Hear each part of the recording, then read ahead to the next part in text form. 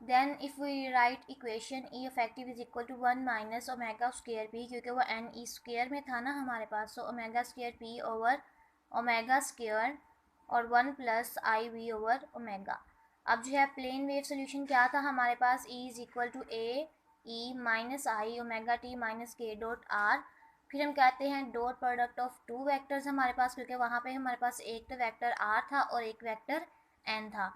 तो अगर जो है हम इसमें वैल्यूज़ इलेबोरेट करें एक्स वाई और जेड डायरेक्शन में, डायरेक्शन भी हमारे पास क्या थी, एक्स वाई और जेड, जो हमने लास्ट पेज सोल्यूशन किया है। So A is equal to E minus I omega T minus K X into X X direction में, K Y into Y Y direction में, और के जी इंटू जी, मतलब ये जो है third component in Z direction. So अब जो है पहले जो है हम एक्स को लेके ही बात करेंगे। सो एक्स को लेके जब हम बात करते हैं हम कहते हैं कि हमारे पास जो है फिर curly E over curly X is equal to I K X into ई के बराबर आता है। अब जो है ये तो हमारे पास कांस्टेंट है, इसको तो हम रहने देंगे। और यहाँ पर जो है क्योंकि हम x के लिहाज से देख रहे हैं तो सिर्फ इस वाली टर्म को और इस वाली टर्म को हम देखेंगे। तो ये हमारे पास क्या आ जाएगा, फिर ई से कैंसिल हो जाएगा और हमारे पास क्या आ जाएगा, कली और कली x is equal to I के, और ये जो है x आ जाएगा।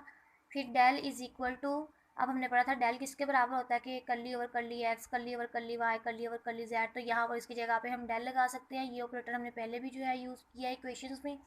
So del is equal to I K. Now third Maxwell equation. Del cross E is equal to minus curly B over curly T, जबकि B हमारे पास बराबर होता है म्यू नोट H के। So अब यहाँ पे जो है हम कहेंगे put del is equal to I K और जो है B is equal to mu naught H. So यहाँ पर कर्ली ओवर कर्ली T की जगह पे हम माइनस आई ओमेगा था, माइनस माइनस से कैंसिल हो जाएगा। सो आई ओमेगा, बी की जगह पे म्यू नोट एच लगा देंगे और डेल की जगह पे आई के लगा देंगे। सो एक आ गई है हमारे पास ये इक्वेशन के क्रॉस ई के लिए। अब जो है फोर्थ इक्वेशन हमने पढ़ी थी, del cross H is equal to J plus curly D over curly T. और जब हमने इफेक्टिव प्लाज्मा परमिटिविटी निकाली है हमने इसी इक्वेशन का जो है सॉल्व किया, सिंप्लीफाई किया, वही वाली सारी वैल्यू ला के इधर लगा देंगे।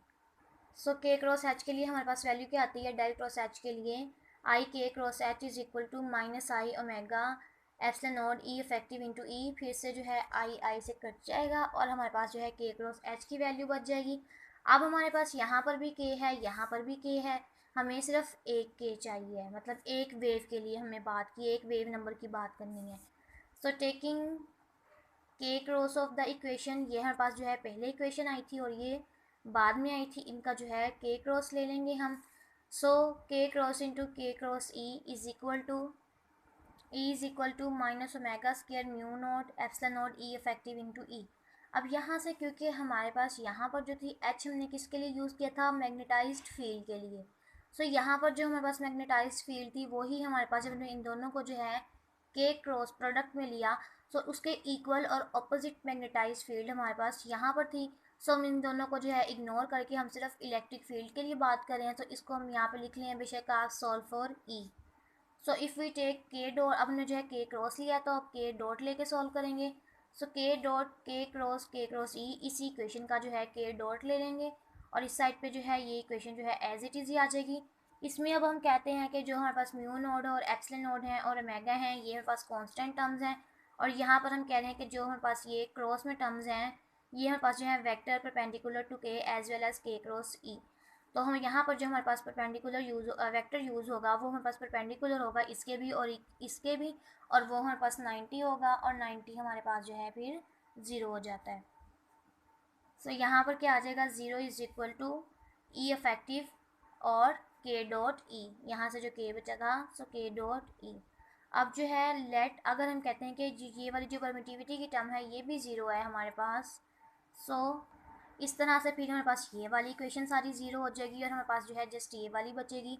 एक बार जो है इस इक्वेशन को 0 करके हमने जो है ये वाली वैल्यू निकाल लेनी है और एक बार जो है इस इक्वेशन को 0 रख के हमने जो है ये वाली वैल्यू निकाल लेनी है। सो इस साइड को जो है हम आइडेंटिटी से यूज़ करेंगे, जो हमारे पास होता है ना ए क्रॉस बी क्रॉस सी होता है उसमें हम आइडेंटिटी लगा कर यूज़ करते हैं, ये वही इधर यूज़ किया है। सो के dot E minus E K square is equal to 0 if जो प्लाज्मा परमिटिविटी है हमारे पास यहाँ पर 0 हो। So K cross E is equal to omega mu naught H, जबकि एच थी हमारे पास मैग्नेटिक फील्ड थी, मैग्नेटाइज्ड फील्ड थी, उसको तो हमने ऑलरेडी 0 कंसिडर किया हुआ था। So if K dot E is equal to zero then the equation becomes, फिर हमारे पास इक्वेशन किस तरह से बन जाएगी, अब ये वाली जो के डॉट ई है ये तो हमने ज़ीरो कर दिया है, तो हमारे पास इक्वेशन क्या बन जाएगी, minus K square E is equal to minus omega square mu not epsilon not E effective into E. फिर से ये जो है ये इसके साथ कैंसिल, माइनस माइनस के साथ कैंसिल, हमारे पास क्या बच जाएगा, K square is equal to omega square mu not epsilon not E effective. अब यहाँ पे जो है एप्सिलॉन नॉट भी हमारे पास कांस्टेंट है, इसकी फिक्स्ड वैल्यू है, म्यू नॉट भी हमारे पास कांस्टेंट है, उसकी फिक्स्ड वैल्यू है। सो जो है हम तो कहते हैं ये दोनों कांस्टेंट जो हैं ये हमारे पास reciprocal of speed of light C के बराबर होते हैं, और उसकी वैल्यू भी हमारे पास जो है कांस्टेंट होती है।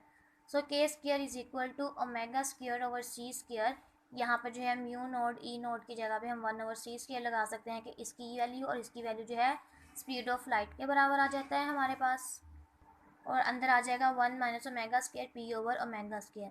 सो ये इतना भी ठीक है, this the dispersion relation for electromagnetic mode या इलेक्ट्रोमैग्नेटिक वेव्स। और फिर से अगर इसको जो है और सिंप्लीफाई करना है, सो यहाँ से जो है फिर omega square over K square is equal to C square, इस टर्म को उठा के उधर ले जाएं, के को इधर ले आएँ, और उसके बाद जो है इसको सिंपल सिंप्लीफाई कर लें, ओमेगा वाली जितनी टर्म्स हैं उनको एक साइड पे कर लें और इन दोनों को एक साइड पे कर लें, तो सी स्क्र के स्क्र, और जब हम इसको अंदर मल्टीप्लाई करेंगे इसके साथ एलसीएम लेंगे ये कैंसिल हो जाएगा।